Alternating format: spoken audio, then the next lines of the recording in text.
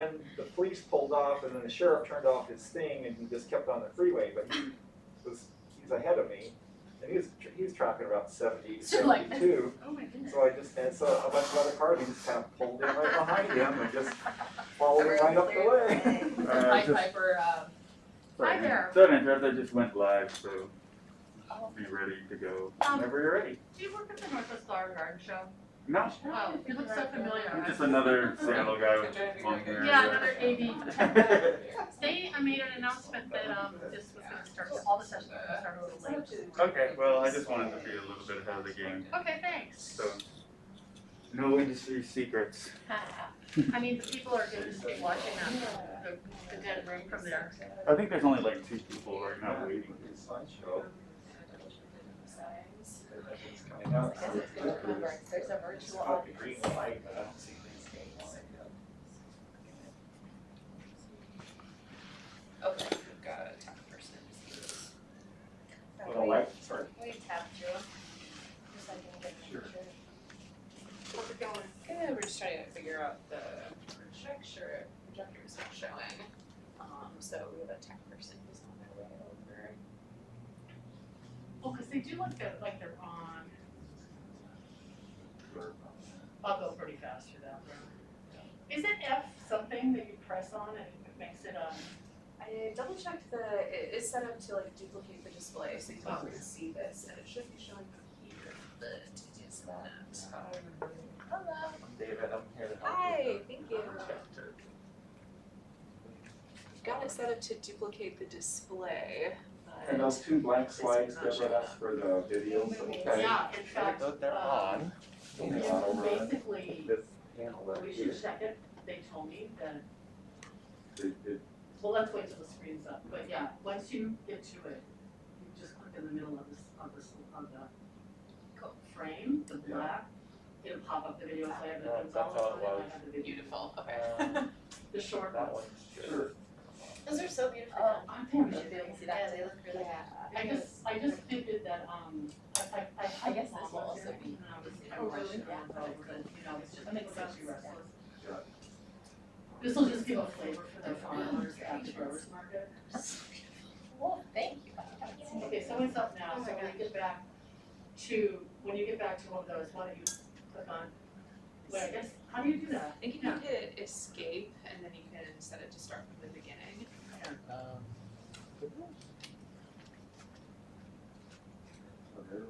Here, let's try this. Endeavor FYI, guys, there's also one going over here. Yeah. Oh, we're trying to get the video to play. Oh. Yeah, Brett, I thought, on my computer, I just click in the middle of it and it, Yeah, I think.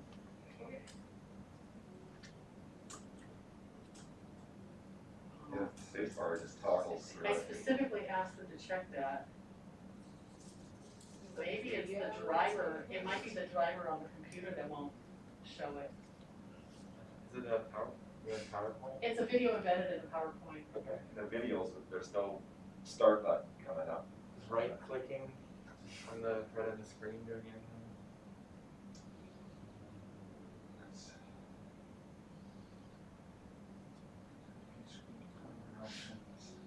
Let's hit end the show and see if we can get it to play outside of the center.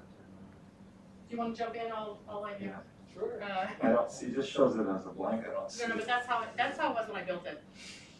And then you're supposed to click on it to start it. You should see a file or something here though.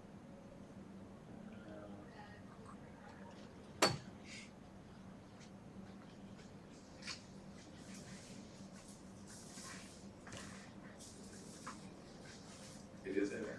There's a folder for it. Where is the file on the desktop? Yeah, file. There's referencing. I was asked to upload a video PowerPoint, and so I have the whole PowerPoint on a flash drive, even though that would have the button on it. There you go. Do you have the actual I file? didn't hear you say that, but that is so true. Okay. It's like pretty effortless. That's the secret to my We get them off of our YouTube channel, if you wanna get. I know, I really depend on I it. mean, it's a little It's like- clunky, but we always it's the could thing like that have keeps YouTube me set up so and ready sad. to go, have Wow. all this like. Yeah, it was- I have Dahlia's it was history. downloaded You did? Really? from YouTube. Nuts. That's the latest. I guess I'm missing something, And their like I fields should are provide the- a separate video Oh, I file have everything. to be embedded on You guys this. haven't had Yeah, that so kind of there's freeze? two ways to I had set it. We had, there was a PowerPoint. freeze like 3 days ago. Usually Yeah. PowerPoint is reference. I mean, I didn't have any, Files, but other people. Yeah. File is not. So I should. I think where I'm at is slightly protected I didn't in realize how that, we and grow nobody can culture, and so Probably it's checked early enough to it's like tell kind me. of this one lives Yeah. and it warms. Um, I literally yeah, think yeah. it warms Let's, things and. I'd love to show them, don't you think, Brad? Yeah. Start sooner Yeah. and then. Where are you guys? I It's can't true, remember. Burlington, that's what I thought actually. Yeah, are you okay with the water and all that sort of thing? Can we get on? As of yesterday. Yeah, Yes. okay, good, good. Yeah. Yeah. It's been. If it's not connected to the Wi-Fi, Yeah, I've looked. we've been kayaking It since is. school. Oh. And like Oh my gosh. dryers, not dryers, fans. This is Yeah. it. Well, I saw, we've been crazy busy this week, but I did see some of your kayaking videos, and I'm like, it's so beautiful. It's stunning It looks and devastating. peaceful and pristine. But it's like flood that you're kayaking on, is that what you're saying? Right. Yeah. Let's just try to make this Sewage work. and like oil, because it's like Oh. lifting cars and, Yeah. you know, And the all the apologies, debris I that goes don't on, think it's just we'll that, have these it's. here. Oh, that's okay. It sounded like everybody was gonna pop up to the podium to do their session. Anyway, it will be okay, but there's a ton of like upstairs, there's a bunch of GoFundMe's that you can donate to. Yeah, I've done a couple, like, just through Instagram, you know, that I've discovered, but yeah, good to know about more, I'll check it out. Yeah, absolutely, it's so intense, I mean, I'm in the city, you know, but even in the city, just when it was raining so hard, it's like, here, you don't get that kind of rain. No, usually. they're, So it was well, like this they're on Well, and Google so- Drive. So what if it turned to snow You want me to instead try to of, pull those up? and then come down in the spring, You should be able to it's all download it just from rain, Google and the Drive. snow is not snow, it's rain, Put and the rain. file on the desktop and you Google it onto Yeah. your Well, phone. It's just that I'm sure there have was, to, I I would would have to do so, logging. yeah. I Yeah, think that's totally, it was like there for a couple of days, and then it was gone. Yeah, well, I'm glad that your land is okay. Yeah, our home was not wet, so. Yeah. Yeah, lucky, but my brother. Hi there. We're gonna get started in a few minutes, just working out some technology. No Of worries. course. I know how that That's goes. your session evaluation to hand in at the end. Great, thanks. Deborah, Yeah, give me a little wave. Okay, Is you're it a up. video? 12 boomerangs. Thank you for getting that. Did it work? no. Oh, I no, got it. almost, thank you.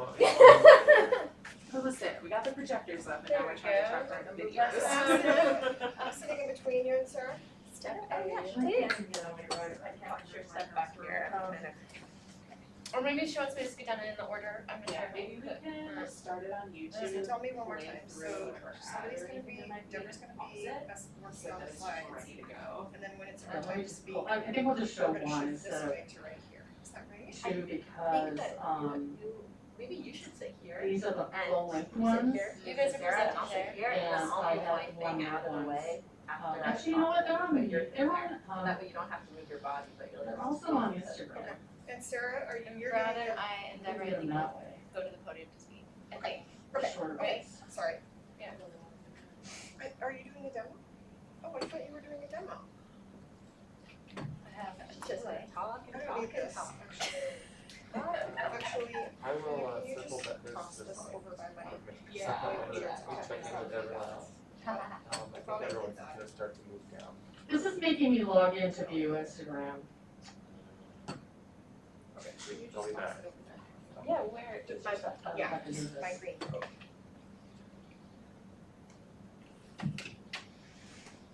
I think we'll just have to show, let's just show one of these,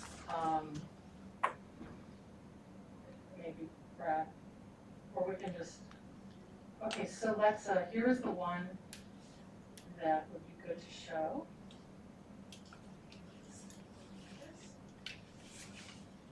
Okay, So, so it looks like it's not showing an ad or anything, so let's just go ahead and. There's no ads on it. Unless there's like a different No, that's fine.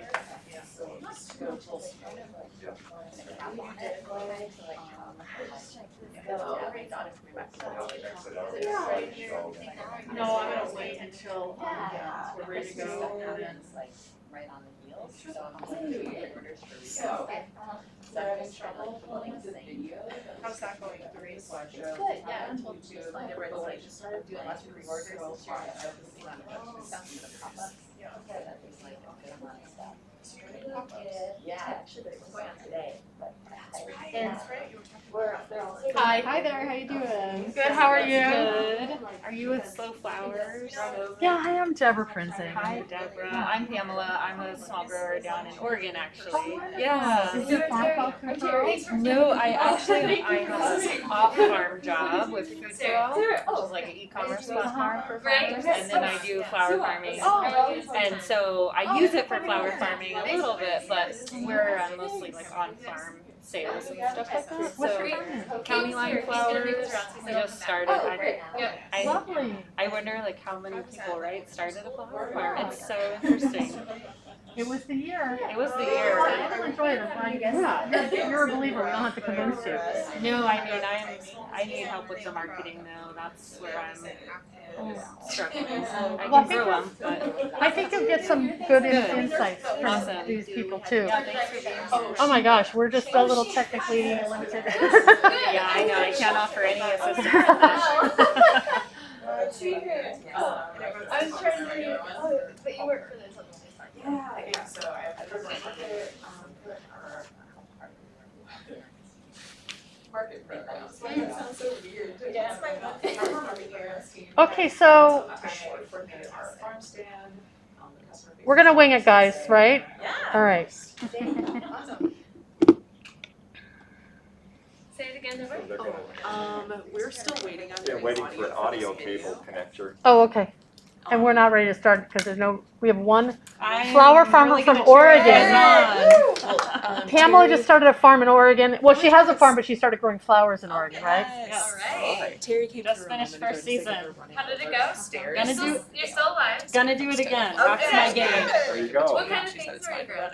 run over. All cut flowers, so like Make it dahlias, marigolds, tulips, all the good Yeah, stuff. so not just annuals, You a know, bunch of different I like might higher be able investment to- crops. Well, Is it too We early? didn't have any bulbs planted when we first started because we didn't decide to do it until like December of last year. So now we just started doing the high tunnel. We're gonna try and get a high tunnel and all that fun stuff, but process, right? Very cool. Yeah, it's Let been me try fun. Where in that. Oregon are you? We're like just north of Eugene. Oh, Yeah. perfect. Yeah, it's been fun. You know, I don't know if you've reached out to them already, but Bethany and Charles Little are in Eugene and they are.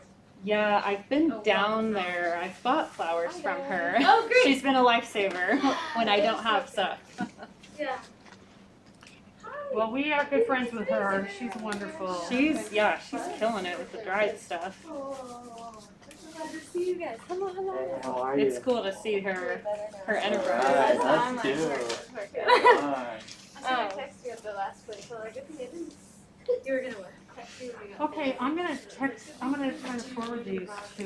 Building or the wrong room? Well, everything's running late this morning, so it's. Yeah. Perfect. Good morning. We're running a few minutes behind trying to get all the technology to sync up. Perfect. But there's a 30-minute break afterwards, so we have room. It's not going to cut things short. I'll go ahead and hand you session evaluation forms now to fill out and return at the end. Thanks for joining.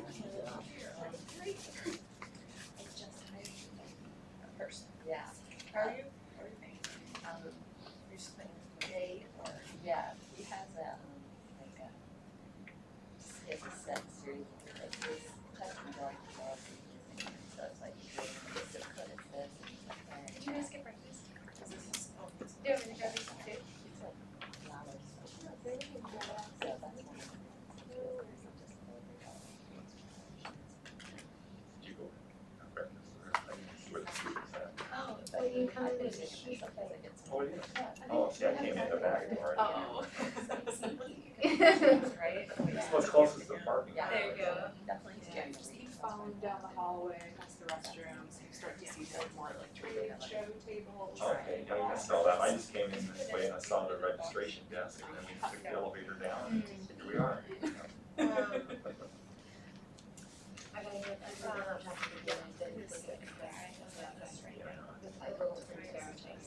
Way better. Anytime I looked at directions, it's like an hour, and then this morning it was like 25 minutes. Oh, So different. Yes, Deborah is looking at. Hi, how are you? video. It's so good to see you. Thanks so much for letting us speak. Oh my gosh, thanks for being here. I'm just trying to see if I can get the link to the video on my drive and email it to you. Okay. If you email it to.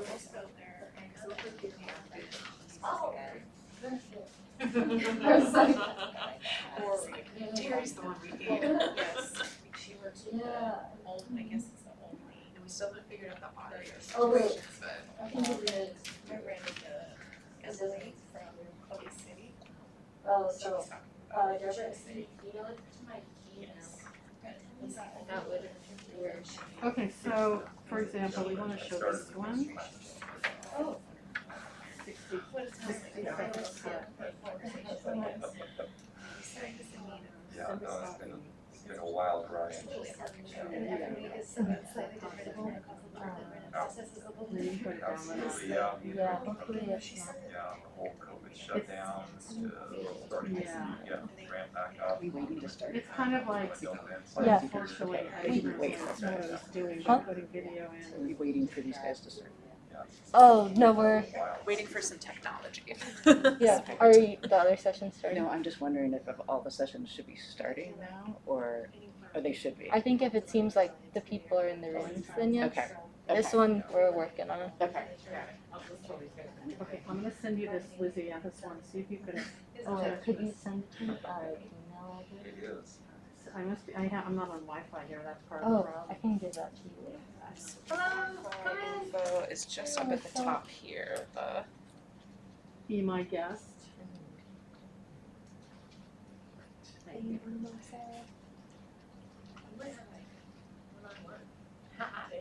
Good ratio. Yeah. Cool, and this is my first and last. I love your haircut, by the way. Thank you.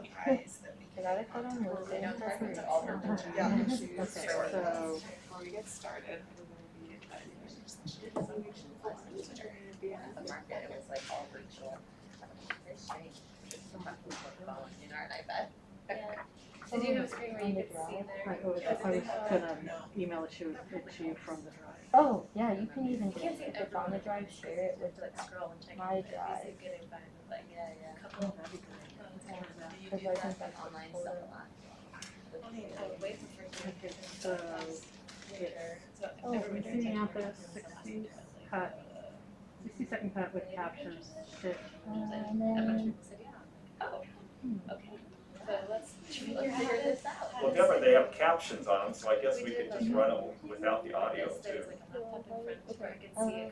maybe, What would, what I was projecting, and then I put my phone right here as Oh. like a participant. Uh-huh. And so then they had an up close of my hands, and Send like the cookie shows that out. Yeah, You see the up close, and but then then, also, so they could scroll over it.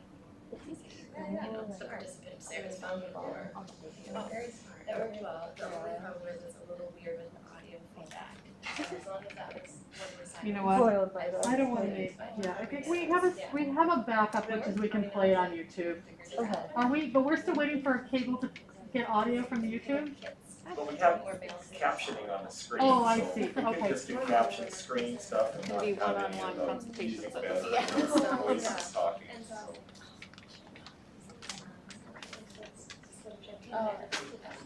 Because it was just like, get the box together. Yeah, maybe you'll still do it, even when you can do it personally, that may be a good alternative for people who are farther away, you know? My sister keeps asking, it's a great idea. Yeah, so it could be just open shot. Well, I just, I shipped, Yeah, you can. tried to ship to East Coast. Good morning. We're working so next day, plus the $134 for that. So I just signed up for. Okay, great. Good. Yes, I'm ready. Get a discount on all the FedEx. What's it called? You have to Bellflowers. Hellflowers. Isn't it like It's $275 or something like that, and it's only for 1 year membership. But if you would make that in 2 packages, you Couple make packages you pay for your shipping. yeah. And they don't audit, so if you're shipping to your mom, so it's still because it's under your it's like your membership number, so you can mail whatever you need to. I'm just bouncing between, all the different rooms going in and out. I gotta see what's actually gonna bounce between that. So I'm just definitely. get a chance to Okay, totally. Yeah, we get started in a couple of minutes. We're just I'm gonna have to. Can we just go ahead and start? Should I just go ahead and start, or do you want to introduce us? Let me introduce me. Hi guys. Sure. Oh yeah, I can do that.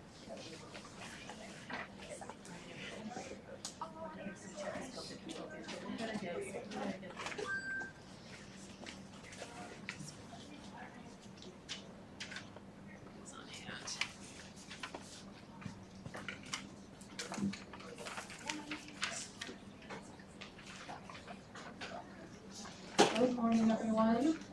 My name is Lexa Dundar. I work for Shield Alliance. Thanks for bearing with us through some technology issues this morning. We'd like to go ahead and get started. So you have walked into the Relocalizing Flowers Farm to Market Best Practices session. We'll be joined today by some amazing growers and florists and folks from local organizations. Kicking us off and moderating today will be Deborah Prinzing from the Slow Flower Society. Thank you so much. Thank you.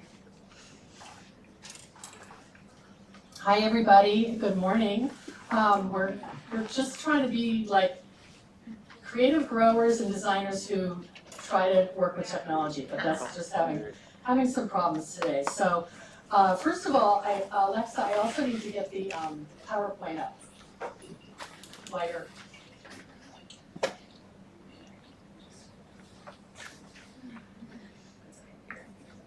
We haven't started, come in.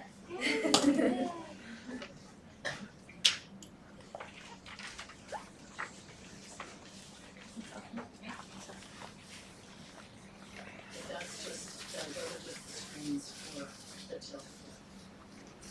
Move this online. Oh.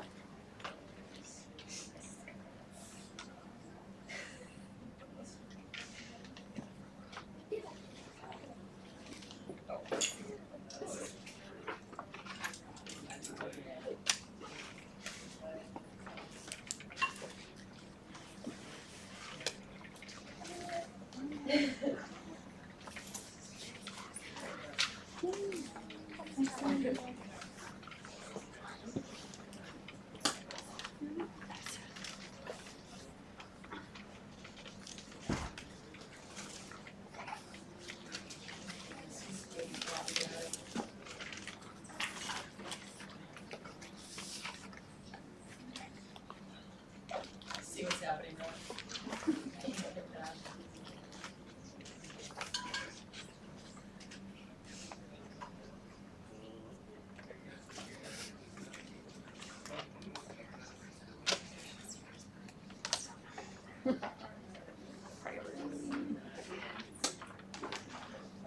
Here, that's right.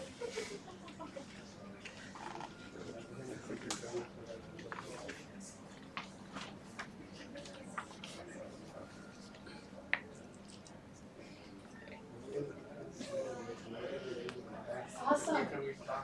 Oh, that's totally fine. Thank you. We're appreciative of that. Here, go ahead.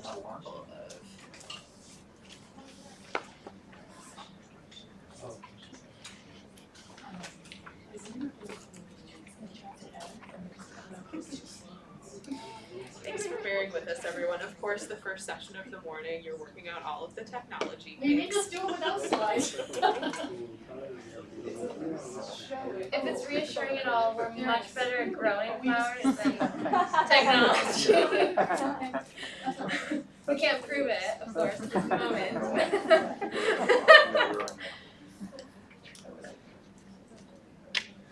Yeah, it's not the showing it, instead of sharing the screen, it's just showing. If we click down on advance. It goes. Okay. Great. What it is. Good morning, everyone. Thank you for bearing with us. I'm so happy to see so many interested people in agriculture, in farming, who care about the topic of flowers. I'm Deborah Prinzing, and I'm here to moderate and introduce our speakers. So let me just see if I can get to the next slide and show you who they are. Without me. Oh my Lord, you guys.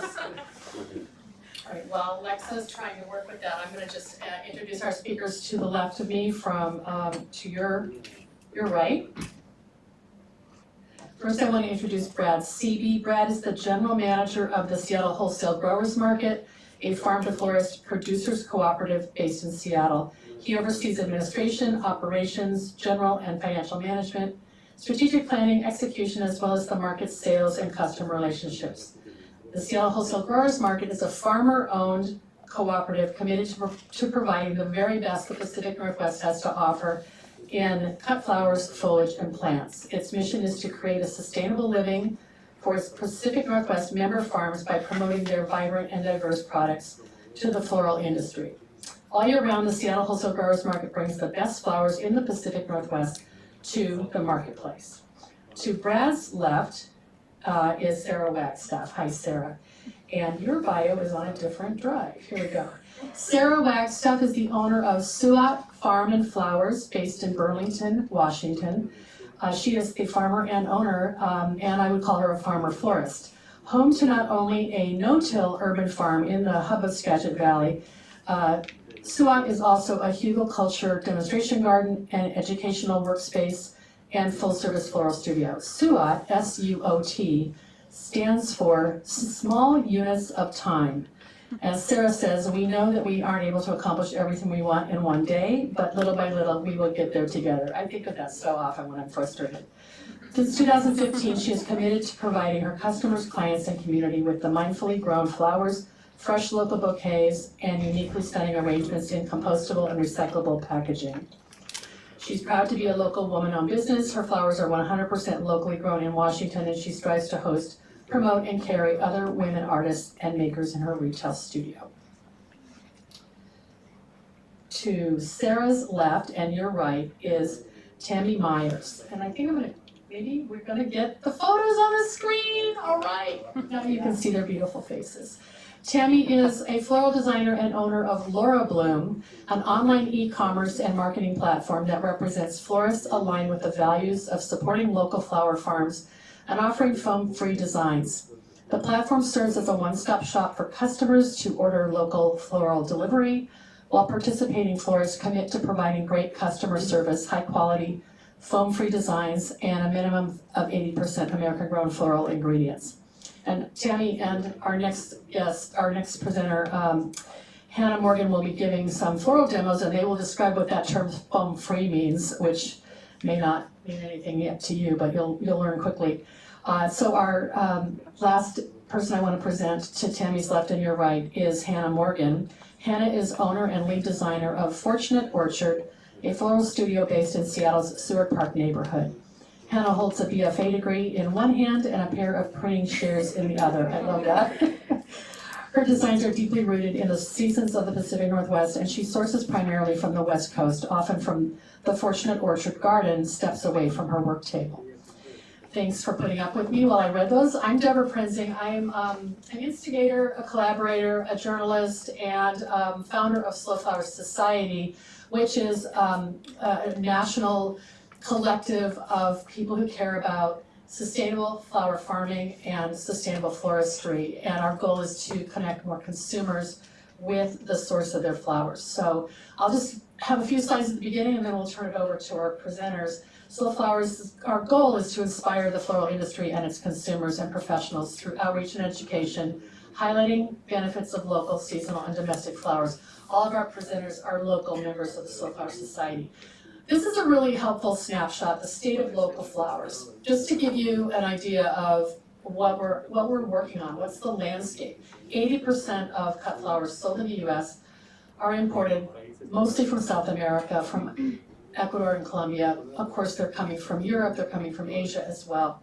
But this is really the David and Goliath story of domestic flower farms. But the good news is that the number of domestic flower farms is increasing, and every 5 years there's a USDA floriculture census, and from 2007 to 2012, and from 2012 to 2017, there was a 16% increase in the number of farms reporting that they're growing summer all of their acreage in flowers. And we have some new flower farmers here today, so that underscores that.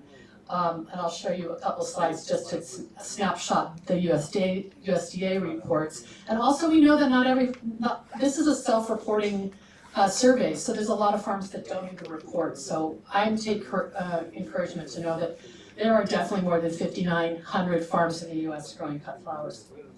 USDA also did a study on small-scale farms and value-added crops. And floriculture is the #1 most profitable value-added crop on small-scale farms. And that is for farms producing under 100,000 in wholesale sales, so basically every farm.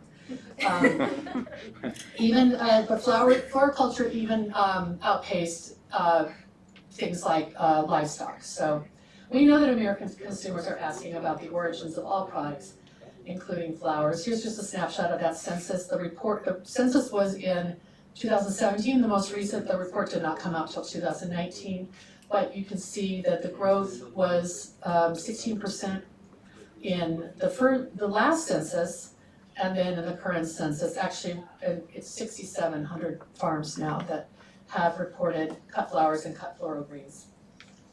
I was part of a floral industry survey with florists a couple years ago with Florist Review magazine, a reader survey, and this was a question that we asked, are your customers interested in locally grown and American grown flowers? And this was before the pandemic. 57% of florists reported that yes, there are more farmer florists in my market than ever.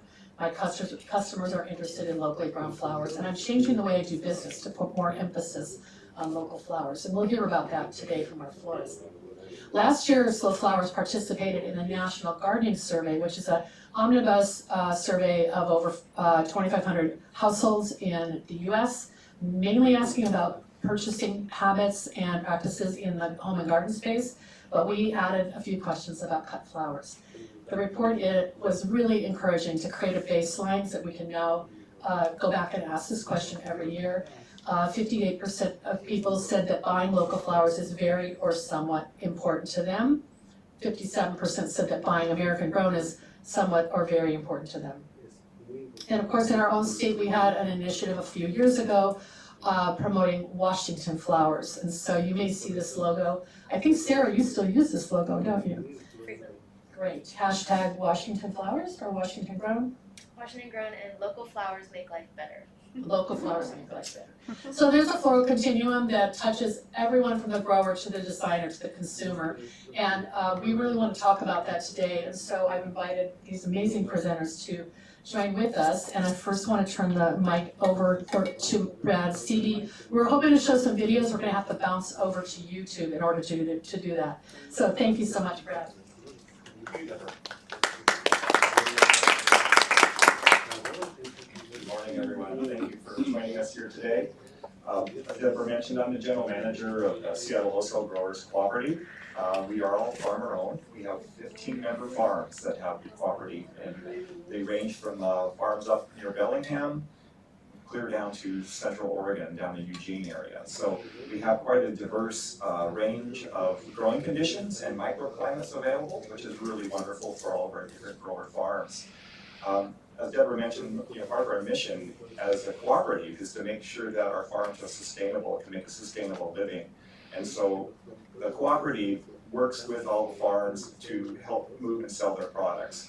And the cooperative was formed 10 years ago, and it was originally down in Georgetown off of Airport Way in an old brewery, and outgrew that location, and we're moved over to a larger warehouse in Georgetown right now where we're currently located.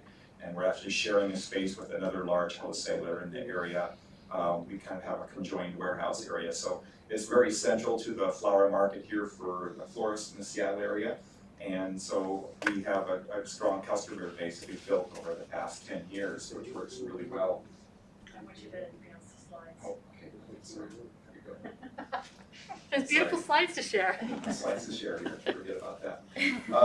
So we have quite a diversity of product. We do feature crops that are seasonally appropriate because the Northwest obviously has growing conditions that are very unique to the area. There's certain crops that can be grown here in the Pacific Northwest that you can't even grow in California. California is one of the next largest flower producing regions here in the United States, followed by Washington and Oregon pretty much. So we have a strong diversity of products that are offered seasonally. Say with the frosts and freezes, that brings stuff out, but we're just finishing up a lot of the fall season with the mums, and we're moving into a lot of the evergreens and other textural elements that we have for the holiday seasons at this point in time. But in the seasons, we offer quite a large selection. A lot of our farms are a combination of small growers, and we have some larger farms that have quite a large acreage.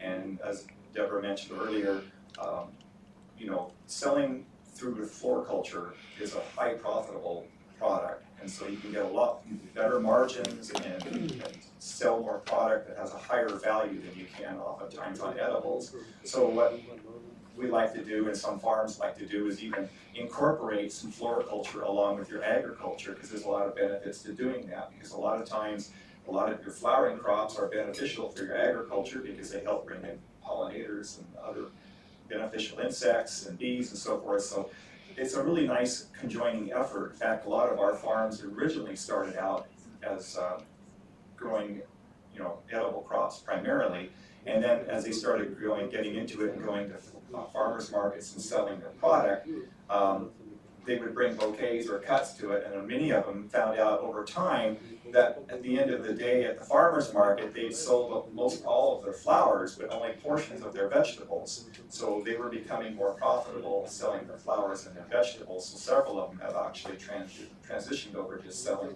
100% flowers now and growing forth and converted all their acreage. And they're continuing to expand their farm by leasing more spaces or buying more farms over time to increase their floral production. So it's been really beneficial for a lot of our growers to have the market.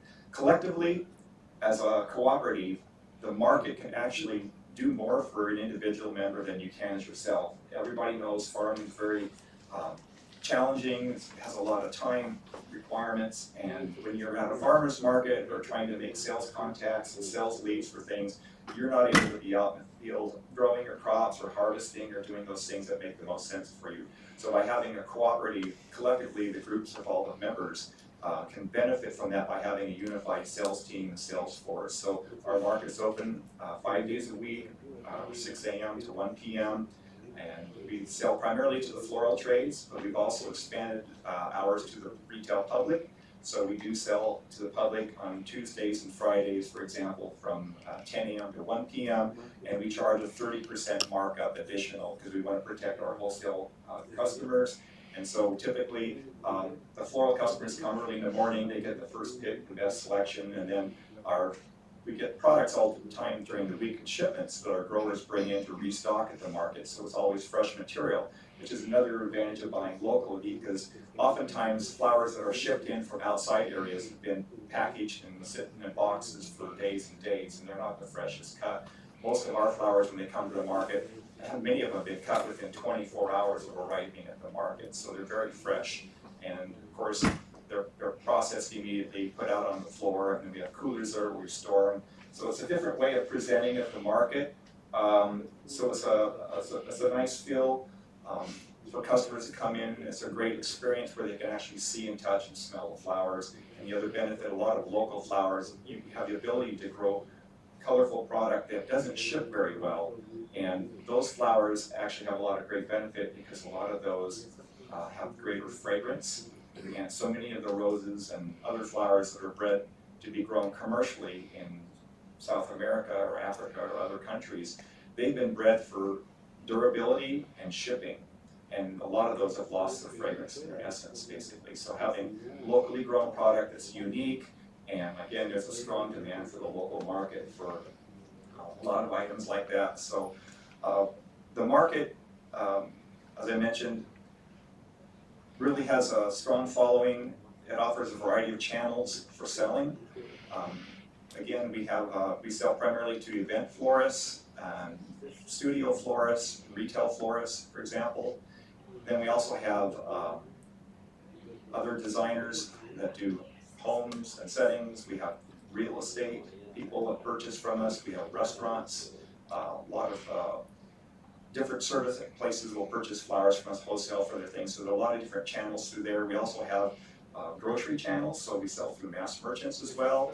And so there's different opportunities for growers to sell depending on volumes and different crops we're producing through these different sales channels, as well as the public operations too. So we just have a variety of sales channels that we can sell that same product through, that if you're as a single farmer trying to market your product, you're very limited in your outreach because you're out there having to make 17 or 20 different phone calls every week to try to move your product versus having one point of contact where everything's aggregated together at the market.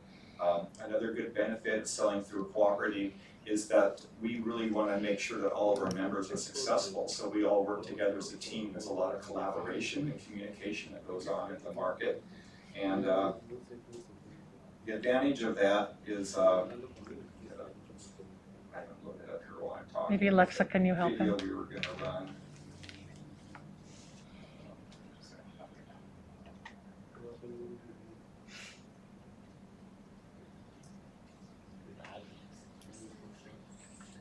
I think we don't have audio, but there's captioning on here.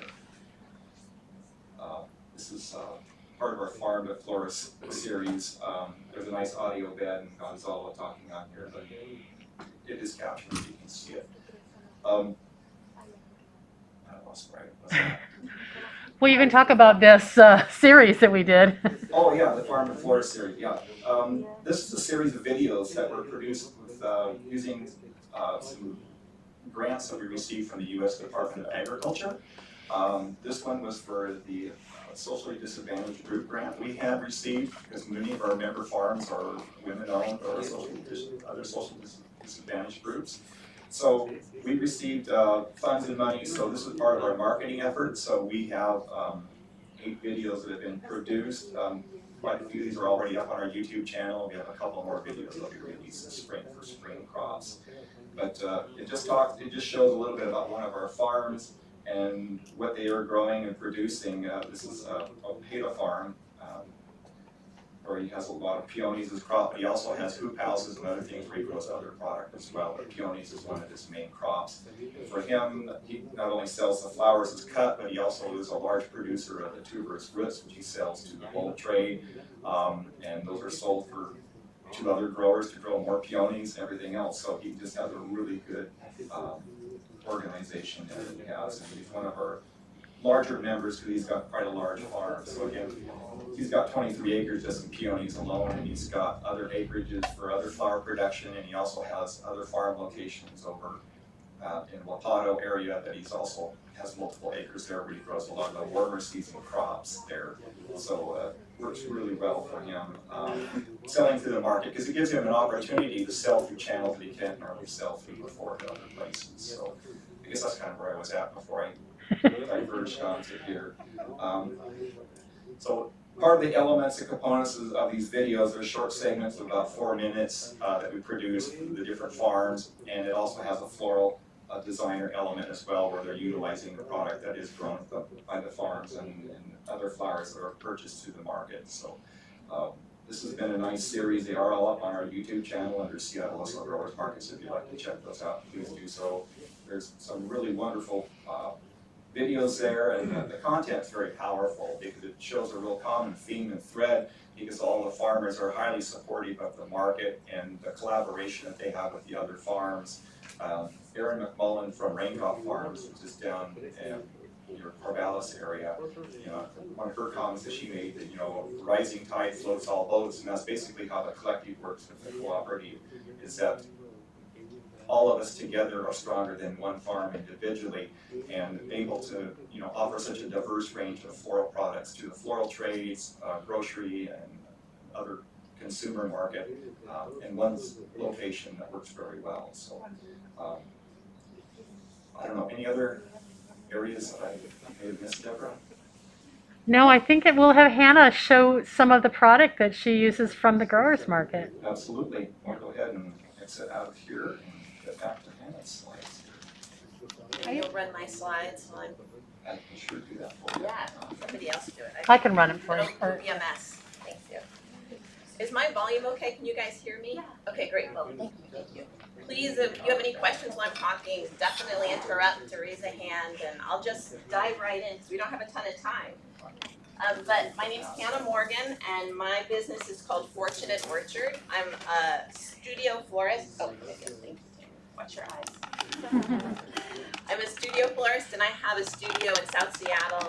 It's in my home. I have a garden, a garage, which is my studio, and I work right there. I'm very lucky to be only 10 minutes away from the growers market, which is a very, very large part of my shopping and a huge part of me as a business. I don't think I would be in this business if there wasn't the Seattle Wholesale Growers Market, if I didn't have access to local flowers and foliage, both through the market and also through different farmers and collectors that I've just built relationships with.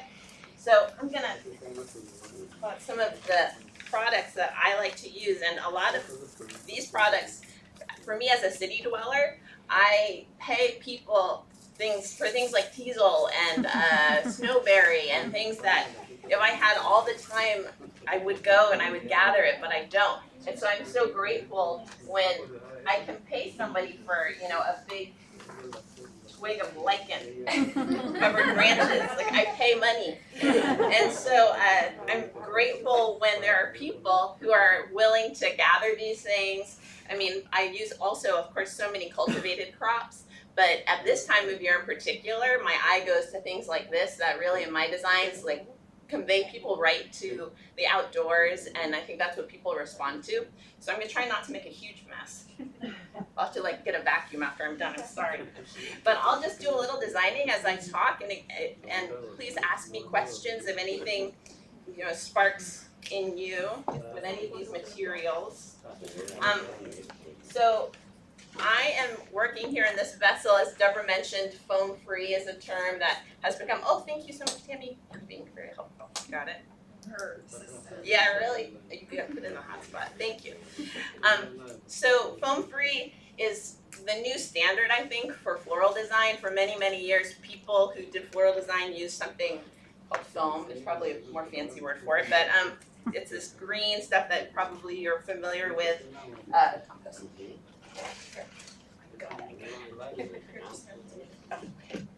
Thanks. There you go. Oh, this is great. So foam has proven to be an ecological disaster, and so now most florists, I think, are moving towards other alternatives. Here I have chicken wire in my vessel and tape, and it works like a charm. It's the way that people did it for years and years before plastics and foam came to dominate so much of our life, and so it's really not hard at all to find alternatives to it. I think in a way I'm lucky that I came to this game relatively recently, kind of, you know, maybe 10 years ago, and so I never have used foam, and so for me this is very instinctual to avoid that. I think for some other florists who have been doing this for a little longer, they've had to come up with different ways to work around habits that they have because they've been in the industry from a time before we realized what the impacts of some of these materials are.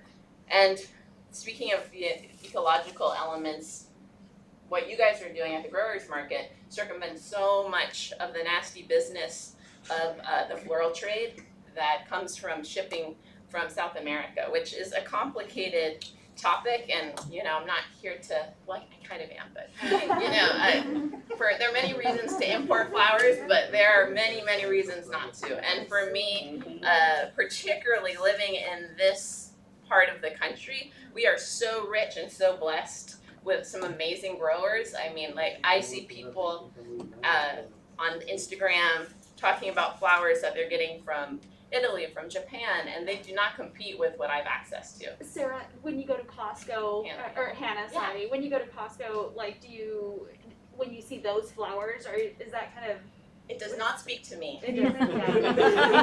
Yeah, so that was a great point. This woman was asking, you know, if you go to Costco, like, what is your impression of the flowers that you see there? And for me, they do not speak to me. And again, I don't think I would be doing this if that was the, you know, palette that I had to choose from. Right. And I think that is a big part of why people respond when they get arrangements from from designers like us who are using local flowers, is that a lot of people haven't seen them yet or aren't aware of what is available to them. It's unique. Yeah, well, it is to a lot of people because they're more used to like the FTD style flowers. Right. And then when you see like the luminous blooms that are coming out of Gonzalo's farm or Everyday Flowers or any of the growers at the market or, Agnes just left, but Flower So Urban was another farmer that I worked with who wasn't part of the market. But there are people all over this part of the country that are growing these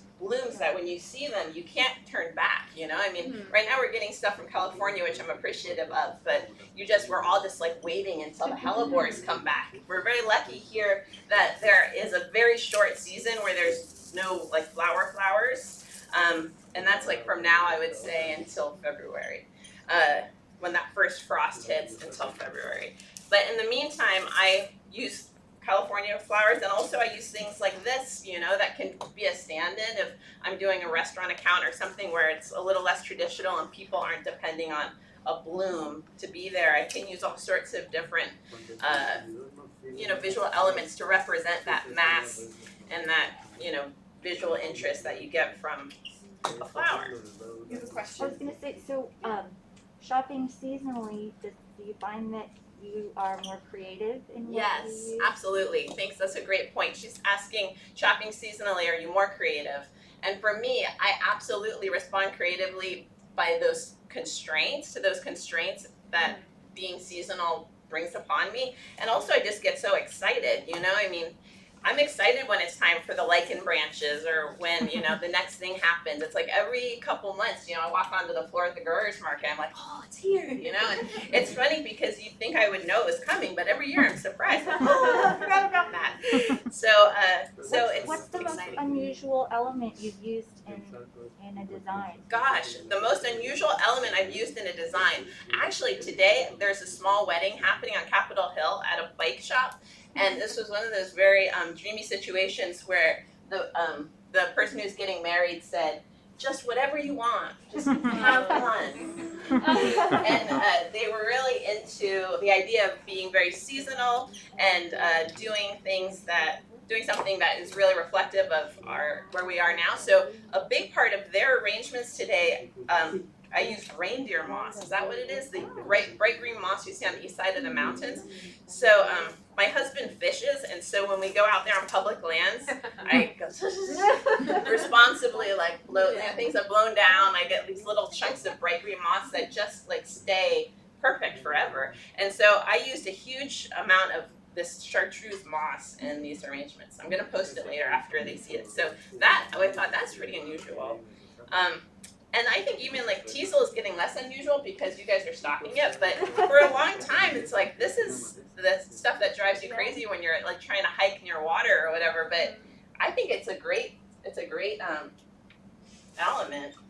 Snowberries are also this time of year. These are cultivated by Jello Mold. Is that right? Yeah.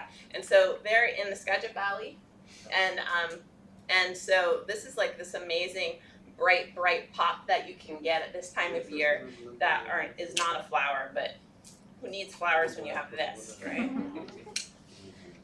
I have a question about the market. Is there kind of a minimum quantity that a grower would have to provide in order to be a member? Or is it? The question was, is there a minimum amount the grower has to provide to become a member? No, there really isn't, but to be sustainable, you need to have enough product to make it worth your travel and time and fuel and gas. If you live across the water, you gotta count your ferry costs and so forth like that. So having enough volume of product to bring to the market to be able to sell, you have to be a consideration. So the way the market's structured as a member, the commission rate is much less than it is if you're a consignor. So we do consigned growers who are not members. Okay. have interest could become potential members. In fact, we call those provisional members. So if we have somebody that's interested in joining the market or cooperative, we typically require them to sell for at least one of the summer or spring growing seasons at the market to make sure there's a good fit. We want to make sure it works for both sides of both people. So those people sell as a consignment, which is at a higher rate of commission, and then once if they decide that that period is successful for both parts, because we want to make sure it's mutually beneficial, then they can, ask to become a member of the market, and then I say then they get voted in by the board, and then after that, then they pay a $2,000 membership fee, and then they're part of the market. Okay. That fee is refundable when you leave the market as well, so it's held in a Gotcha. trust fund. Okay, thank you. And I would say different wholesalers have different protocols. This is the Seattle wholesale program. Thank you. There are other wholesalers that have different arrangements they do as well.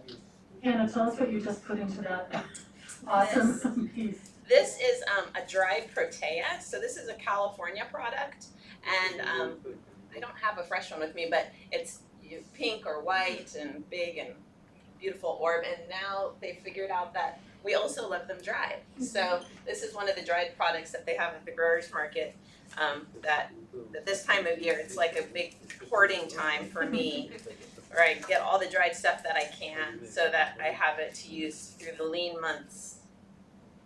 Has a licking on the front. It's hard to tell. It's beautiful. Okay. Oh my God. It's hard designing backwards. Yeah. I think, am I almost out of time? Yeah, you can, I didn't know if you wanted to talk about some of the other ingredients you brought too, just to Yeah. highlight, and then we'll have Sarah come on. Yeah, that sounds great. So this is from my garden. It's just a sedge grass, which, I get a lot of my materials also from nurseries. And so this grows in my garden like crazy, and it's turned out to be a great, kind of like, from a design perspective, it kind of creates a wispy element that I think is really nice and kind of softens the lines. So I like using that to kind of break up the vessel, kind of create a little bit of a wispy wild thing going on here. I also just used this bright orange ilex berry. I don't know if this is from Oregon, but That's from up in Sketchet as well. Oh, okay, great. From Choice Bowl Farm. Oh, this is Choice. Yeah, so this is this amazing bright element at this time of year, and also lasts forever and ever. I have a question. When I use berries, often they fall off. Do you have like an optimal temperature you keep them at, or do you have a trick for that? I don't have a cooler, so I keep my things outside. Is that true for ilex berries? They fall off, or just it kind of also will depend on the variety that you're using of berry. Some things hold really well. Like ilex usually hangs on pretty well. And I think that when you're using different materials, especially if you're like foraging things, it's good to just experiment a little bit and like pick some and put it outside, keep it indoors, see how long it lasts, so that when you're using it in design, you don't end up getting surprised. And so these are just some seed pods that I got from my garden. It's like a sort of a sunflower little thing that grows there, but I actually like it way better dead. So I always save it. The birds get some of it and I get some of it. Yeah. I was wondering, I don't know if I'm like jumping the gun, I had a question for Sarah. Yeah, I think I'm about to wrap up. Yeah. Okay, I'm so sorry. Yeah, it's good to see you. Good to see you too. Yeah. Hannah, thank you so much, that's stunning. Yeah, absolutely. Thank you so much. If anyone has any questions after, or did you have a quick question? I do. Yeah. What would you sell this for? Oh my gosh. Well, Like to make a profit as Yeah, a yeah. business owner. yeah, well, so I've decided in my business, like my arrangements are kind of standard by size. I don't wanna lose money obviously, but I've learned not to be like, well, this costs $1 and da-da. Like I look at it more now, like it's kind of more elevated, right? Like as a piece, not just the parts. So something like this would probably be about $150. And something like this would probably be more applicable in a like restaurant setting, or Right, I probably as a wouldn't make this centerpiece. unless somebody specifically I knew they were like ready for something kind of far out. I would probably include flowers. But yeah, this size would be about $150 for me. Yeah. Thank you so much. And I will encourage you to all go to Fortunate Orchard website, because you can look through how Hannah has her designs marketed in different by size. And I think there's 3 main designer choice sizes that you use. Yeah, 3 different sizes for vase arrangements. Oh, I made such a mess. Well, Sarah's gonna come up and talk a little bit, and then after Sarah, Tammy will do a little design. So we'll have another design spot. But I've got your slides. Hello, I'm closer to the ground. I'm Sarah Wagstaff, and I am a farmer and florist. And I'm going to talk a little bit about why flowers. So I don't know everyone's background of what experience you have with flowers or growing flowers or eating flowers or whatever, but something about today made you come into our room, and there's some interest there. And I expect if you're at a TILF conference, you're probably interested in food and food production, and so flowers might be a little bit of a stretch. And so I really wanted to talk about that. Why would you introduce them into your production or into your home or into your growing space? And what's important to me is conveying, I guess I would say, value, right? Anything that we produce should have value, either to us or to our farm or to the customer that's hopefully purchasing it. And so things in the US are conveyed with money, right? If you spend money, then something has value. And I really balk at that because there's so many things in my life that have value and meaning that don't cost anything. The relationships that I built with people, the love that I feel for myself or with others, and those things are really hard to convey with a carrot or with a bowl of lettuce. And yes, we do have to eat, but it's not quite the same meaning and connection.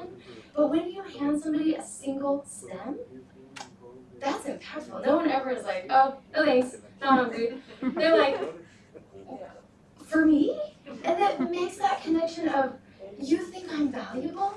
You think that I'm important? Or it brings up a conversation of, what is this for? Maybe there's an important ritual. Maybe this is a milestone in your life. I've thought about this over the last few years as I've been a florist, transitioning from not just farming, but also incorporating floristry, and noticing that every single milestone in our life is documented with flowers. Every holiday has a specific flower or greenery or crop associated with it. And those are important and impactful as like marking the days and the months and the weeks of our life together, and ultimately our death, right? Plants have a life cycle of the seed germinating and waiting underground, or a bulb waiting to come up and have its time to shine. And there's definitely those moments where we're feeling robust and feeling abundant. And the name of my farm is Small Units of Time, and so feeling that bloom. And then there's a time where it's just not happening today, and there's miles of weeds, and there's something that just never sells at the farmer's market. And then there's that moment where it's a dead seed pod, and you're like, I can relate to that moment, right? And that's what flowers do for us. So whether it's at your farm stand, or whether it's just in your yard and it's a weed and you're gonna stick it in the little tiny bud vase next to your toilet, and every time you're in there, you feel like, I matter. I'm important, and I have a connection to something that's so much larger than just today and just those miles of weeds, but I have a connection to other humans.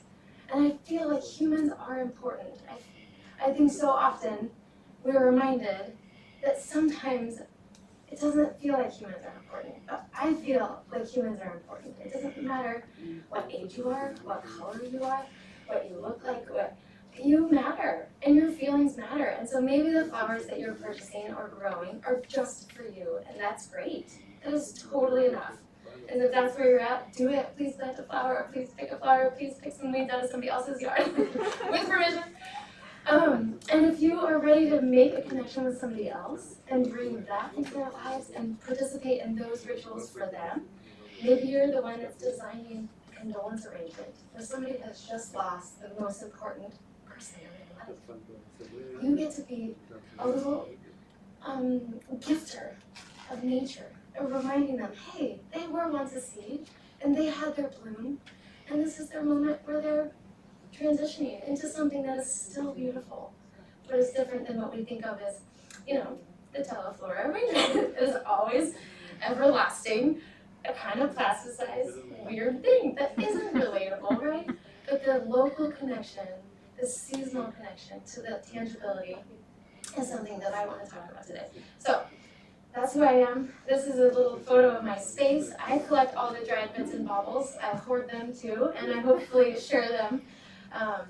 But we grow a little bit of everything. We grow year-round, and I try to utilize as much as I can in each of my design arrangements. One little trick that I do to make that connection of and the cycle of life is in every single arrangement that I create. I try to create something in bud, add something in bloom, and something that's past. And so it has that relatability of whatever stage you're at or experiencing, or maybe it's just a small unit of time, maybe it's not overwhelming, it's just here and now. You can see that there will be something else, right? There will be a change. We have a floral studio that's a retail space, and so that's one way in which we engage with our customers in person. We were celebrating our 1 year anniversary of having a retail space, so not optimal time to be restarting a physical business, interacting with other humans. But it has shown us so many beautiful connections that despite sickness, despite illness and death and loss and grief, and currently we're experiencing flooding, all of the state of the craziness of the world, people still want flowers because it reminds them of something else. It reminds them of their grandmother. It reminds them of planting seeds with their kid. And in kindergarten, where you stick a little bean and a little paper cup and something happened, it's magical. And so if we can remind people of that and connect people with that, that's my goal. And the small units of time accomplished, I've done that. So we have that retail space where we connect with people there. It's also our workspace where we create arrangements and we design weddings and funerals, arrangements and things. We also have a website where things are you can purchase or interact with and sign up for workshops year-round. We mostly do a lot more workshops in the fall and winter when the garden is resting quite a bit. That's a good time for us to connect. I think people feel that with the holidays coming up. We want to gather, we want to be together, and how can we do that safely? And sometimes you can't be together in person, but you can send flowers, and that reminds them of, oh, I am there in person. I send a little bit of nature, and a little bit of nature in you, and there's a little bit of nature in me, and there's that connection that we have with each other. We also sell wholesale, and so that provides other local florists in our area with our product. And so they can experience those things that are fresh and in season, and maybe a little weird, and maybe a little awesome, and we think they're worth stopping and appreciating. And so we include those in our arrangements as well as make them available to wholesalers. Right now we're in the midst, I'm not sure if that's just going to the same side or is this a different side? Okay. Right now we're in the midst of our workshop season. We've just begun hosting a few of those, and we'll continue to host. We do a flower arranging workshop because I think people kind of forget after you're 7 years old and you are making your little daisy chain and dandelion bracelets at the playground, you forget that as an adult that would be fun and cool to do now too. I think we just tell ourselves, oh, I'm not creative, or oh, I don't need that. But when you do it, you're reminded, I do need that. I do appreciate just stopping and playing with flowers, and at the end of it, every single person in the class is just like, I can breathe, I feel good, I feel like I've just done something that's important. And what it was is just playing with flowers. So it reminds you of the importance of that, of mental health and social health and emotional health. And maybe it's just at home with your family or just with yourself, or maybe it's with your employees, but stopping and taking a moment and saying, hey, we're just gonna like put these in a paper cup. However you wanna do it, let's practice it. And if that's a little ritual that you do every day, just with the weeds that you collected on the way to the barn or on the way to your back door or whatever, it means something. And maybe that's your little like offering to yourself. Well, hey, I stopped and I understood what was happening in the world today. Or maybe I didn't understand it, and yet I persevered. I connected, I tried, I appreciated, and those are the things that I find bring value to my life. I want to see if there's any questions. I think sometimes what I talk about seems a little bit far out, or maybe a little frou-frou, and I'm okay with that. So if you have questions for me, or you want to ask more about what we do, or if I could expound on something, I know you had a question, we'll start over there. Go ahead. Yeah. Could be whatever. I guess I had a question. I mentioned about your use of, I don't know if I'm pronouncing this correctly, hugelkulturs, and as well how with your studio you interact with the wholesale outlets you're selling through, as well as do you buy in product from other local farms to fulfill your needs for workshops, things like that? Great questions. She had a couple there. First one was hugelkultur, which is a German word meaning mound or forest, forest mound or forest culture. So basically what we do is a no-till form of gardening, and so instead of using a tractor to flip the earth and they call it breaking ground, I really want to work with the earth, and so I want to add things and layer things and build soil and build relationship with the thing that makes everything grow. So we don't till, we just add layer upon layer, and then hugelkultur is a form where you add quite a bit of woody debris. And so we live near a hillside and in a forest. Washington, where we live, is basically a rainforest, and so we have a lot of windfall every fall and winter. We have a lot of debris, we have a lot of garden cleanup, and so we mound that with the biggest things on the bottom and layering smaller and smaller and smaller until finally on the top we can either top dress with compost, soil, dirt, wood chips, whatever you have available. We're a big proponent of use what you have, start where you are, do what you can. So no need to buy in product to cultivate this, but if it's a useful thing to break down woody debris that would otherwise be burned, or you'd have to pay to dispose of, you can take that and decompose it. And so by layering the wood on the bottom, it provides a number of different benefits to plants. If you've heard the term waterlogged, you know that water absorbs water and is a pretty good filtration system. So it slows the release of water so the plants have that available for longer. It provides a microclimate because you have a larger surface area. So something on this side is a little bit different temperature than something on this side. Plus it's not a flat growing space, so you just maximize all of that growing space by amplifying it. And then you have that slow release of nutrients. As the wood is decomposing, it's providing nutrients long term to the plants. It's not just a quick shot of nitrogen like Miracle Grow or some other product that would be available for 3 weeks and then you test and it's basically gone. But if you have wood and a bunch of different layers of things, those will slowly decompose, providing nutrients for years to come instead of just a quick shot. So we use both of those, no-till and hugelkultur. Sometimes they can be synonymous, but not always. We use a couple different methods to do our row crops. We call it basically lasagna gardening, where you take cardboard and then grass clippings and cardboard and then leaves and then cardboard and just layering up like that. It basically creates an apartment complex for all the decomposers. They're not going to sit in the muck and just stay there, and if it's already decomposed, they're going to move on. So we want to create habitat for all the decomposers so they can add tilth and fertility to our soil. The other question was, how do I interact with wholesalers and do I purchase in product to supplement? Is that right? So we sell wholesale. I don't typically buy wholesale. I try to provide and grow 100% of what we design with. On occasion, if I have an unusual request or they wanted a very specific color palette, then I source as locally as possible. So that's usually and preferably within Skagit where we live, because there's an amazing amount of local producers, specifically where I live. I feel really lucky.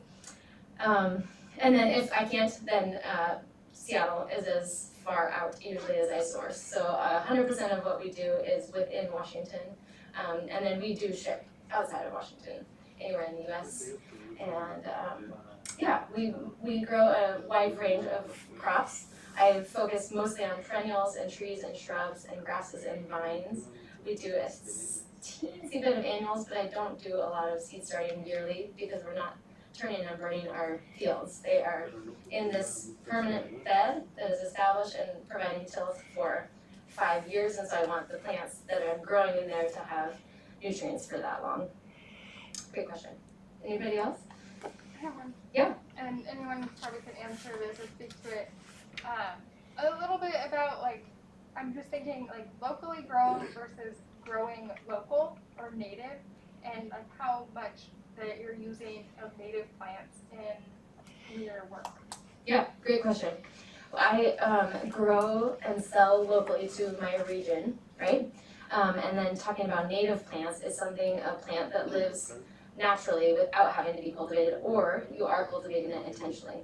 And we do both. We currently live on half of an acre, very, very urban space, and so our little hillside has a couple little native plants that are still there, but mostly has been developed. But recently we purchased a tract of land of 66 acres, and a third of which is in conservation easement, and so it's just wildlands that's protected forever. And the other part is still very natural and wild and hasn't been cultivated. And so we do harvest a number of those native plants like sword fern and salal and kinnikinnick and yeah, there's a bunch of different evergreens and all different things that are wonderful as pets. To answer your question earlier, the stage of harvest with berry crops is probably the most important, followed by the cultivar. So some native plants are great for cutting and they have berries, but the stage in which you harvest is the most important, because as it senesces and as it changes its hormonal state, it will drop its leaves and also drop its berries. So if you catch it before that, it will drop the leaves without you having to harvest it, but before it's dropped the berry. But both are great. The native plants make great cut flowers, and we'd love to encourage that connection between not just the here and now, but also that earth connection, right, of the place in which we're in, having that connection. I have one more thing to say before Deborah steps in. We have a giveaway. I'm not sure where everybody is in their ability to grow things and plant things, but I have some free bulbs to give away, and I'm going to give them to, I put a little thing under a chair and it fell off. I'm gonna do a new thing. I'm really driven and authenticated by connections with others, and so I want to inspire you to connect with your audience. So I hope that you're on social media or have an email list or on Instagram. I am. You can find us at Suat Farm. And I want to give away the bulbs to the first person that says, hey, I'm at Tilt Conference, I'm listening to a flower talk, whatever. Just make sure you tag us or tag Tilt or Deborah so I can see it. And the first person that can tag us will win the bulb giveaway. And if you're the second, third, or fourth, I have some extra. Thank you so Yes. See, this is a really strong marketing panel. Speaking of marketers, Tammy Myers is just such a versatile, creative, and Tammy, do you want to come up here to speak, or are you going to stay there? I'll just stay right here. Okay, I'll move the slides for you then. This was an introduction to. Well, I don't think Tammy has this homepage anymore, but I love it so much because she had the tagline from America with Love when she started her First to Bloom platform, and I always thought that was a great message. So thank you, Tammy. Hi, everybody. I'll take my mask off. So I'm gonna do my version a little bit different. I'm gonna kind of tell a story, just, you know, how I've been in the floral industry. In 2014, I opened a local floral business in the Issaquah, Sammamish, East Side area. I had recently left the corporate world. I have a heavy e-commerce background. I worked for a company that you all would know for online travel. And I had burnout. I had a young son, and I had always wanted to have a small business. And when I was in college, I worked at a flower shop part-time. So, you know, I liked flowers. I do not have an agricultural or horticultural background, so everything you see up until today is self-taught. I did come from Eastern Washington, so you know, I always hung around the farming community, but nothing hardcore for me. So I have done everything from weddings, local delivery, business subscriptions, corporate events, and I always got a lot of questions from people. Hey, I need to ship or send flowers to somebody in, you know, Washington D.C. Do you know of a good florist? I'm like, no. They're like, I don't want to go to the typical online retailer that we all, you know about. And they're like, I want flowers like yours. And I'm like, oh, I'm sorry. I'll see if I can hunt somebody down online. And then, as I grow to be a part of this floral community, I start to talk with fellow florists, and they too are like, I wish, people love my products, but I wish that I could, it's hard to become noticed online.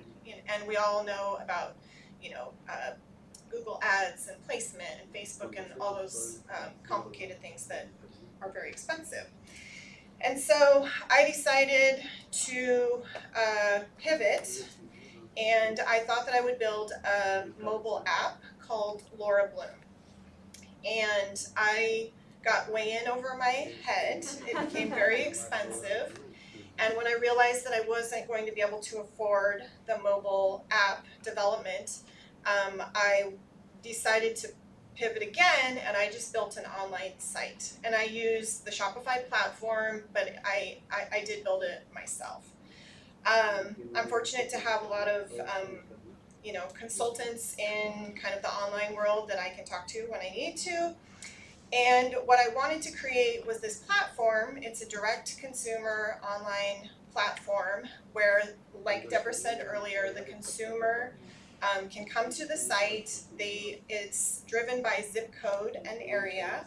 And I think one of the slides kind of broke down some of the areas where I have florists, but it is driven by zip code. And you should be able to, as a consumer, go there. Florists then list their arrangements, just like you would see from an FTD or a Teleflora. But all of the flowers are, they need to be a minimum of 80% USA grown. And I say 80% because sometimes it gets like this time of year is really hard for us as florists because the customer wants fresh product to be, to purchase or to have sent to a loved one. And so we still have to deliver on that. But we have the wonderful growers market that we know where to get all the products that we need. So I launched in January of 2020, right before COVID. And, everything tanked completely. And so can you go back to the pop-up slide? Mm-hmm. And while there was no business, I was like, I gotta generate some business somehow because I want to be able to, I needed to pay at least, cover my expenses that I had. How can I do this, and how can I help the florists that are on the platform? And so something that a new florist would do to gain traction and visibility in the community that they're in is they would do a pop-up. And so I partnered with some local coffee shops. I partnered with Woods Coffee and another one in the Bellevue, Redmond area called Cypress Coffee, and they allowed for me to set up pop-ups. And then and Sarah was actually one of the florists, and so at each one of those different locations, I featured a different florist, and we sold flower bouquets. And it wasn't a ton of money, but we were able to help cover some expenses.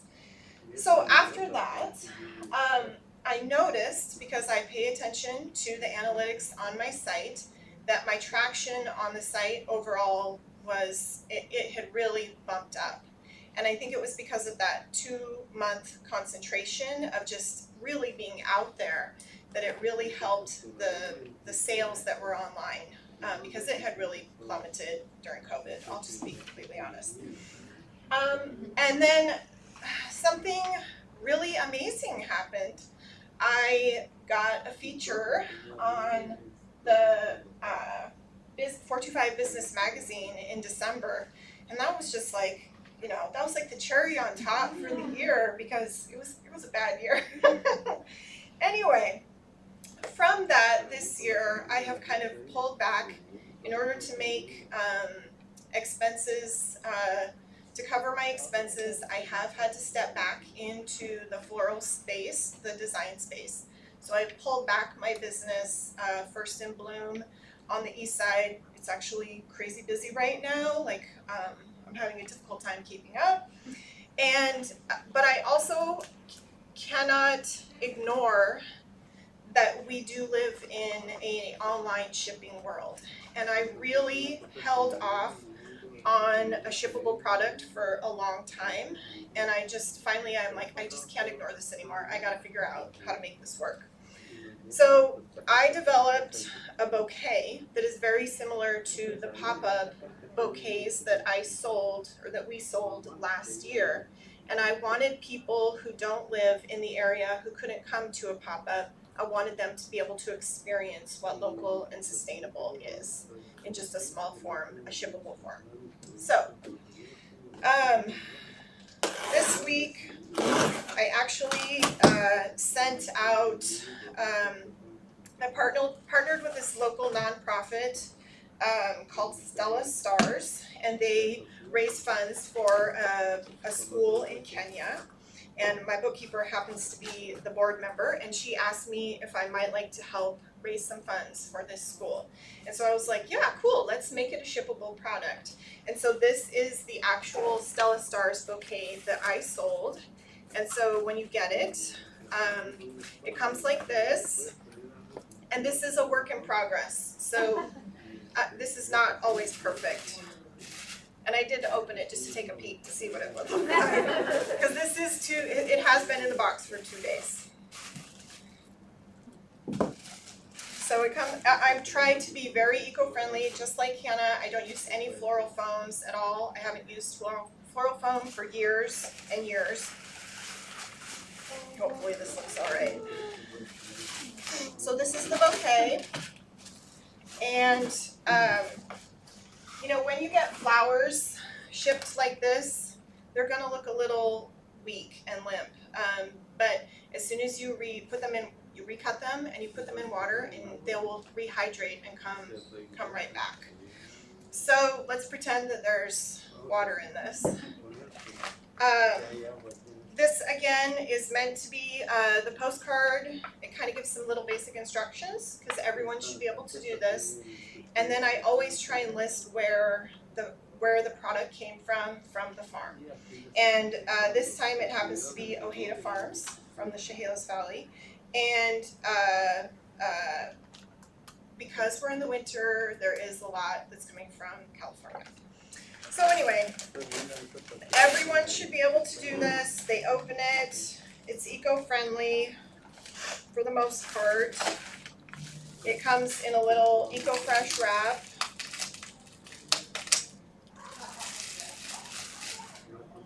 And you can be as much of a florist as you want. You can break it down. You can do whatever you want.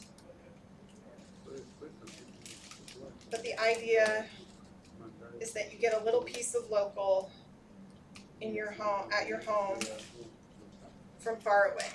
And my ultimate goal for this is to be able to sell this at a major online retailer, which we all know who that is. And some people might not think that's a good idea, but I assure you there are companies out. This isn't going to look beautiful, okay, guys? It looks great, Tammy. It would take time to make that look like what Hannah's done right now.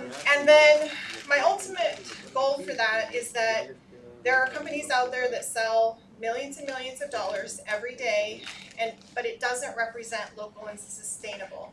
And I believe that there should be representation of local and sustainable, just like every other product that is out there on e-commerce. And so that is my goal. Can you want to talk about this last slide, which is the Laura Bloom site?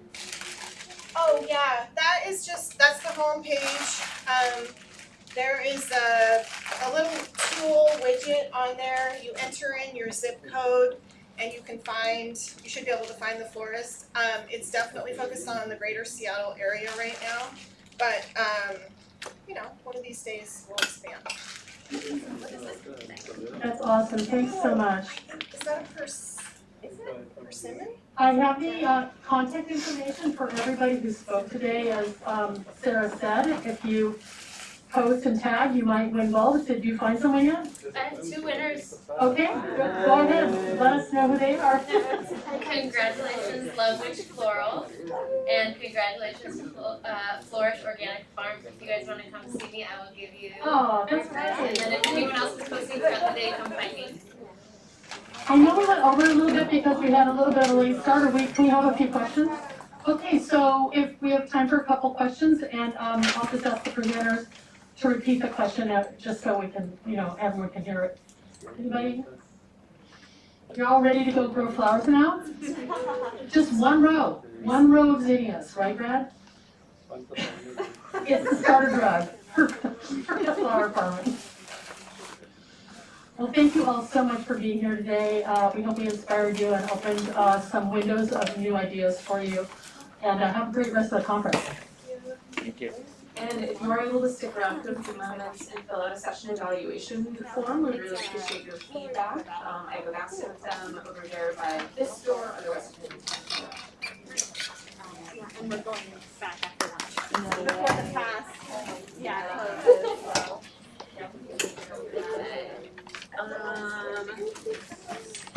Thank you, Miss Deborah. That was great. Oh, hi. How are you? I'm wonderful. I'm glad to be here. Yeah.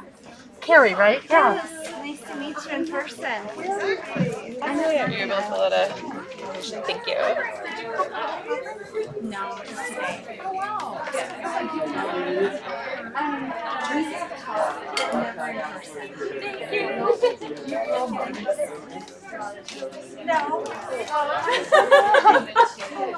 Just flowers. That's all I can do. It's just me. You know, I have the support of my family. My husband has his kids distracted with sports, but life is good, and this is wonderful.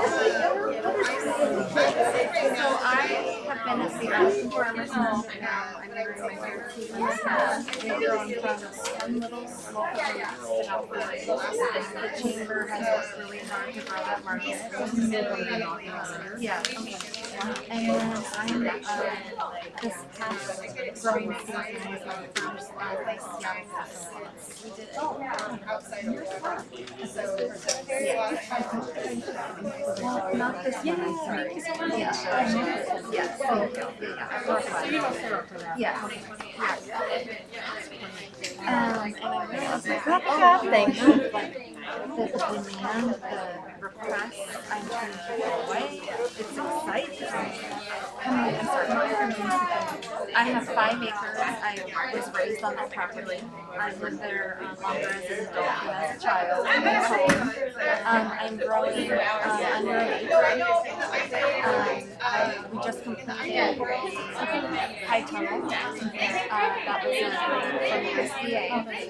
So I'm super excited and I'm working on the next one for everyone with pressure and start growing. But I want to do this right and take my time.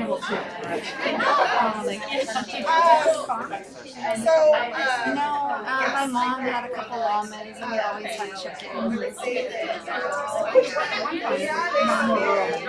Oh, absolutely. The area is just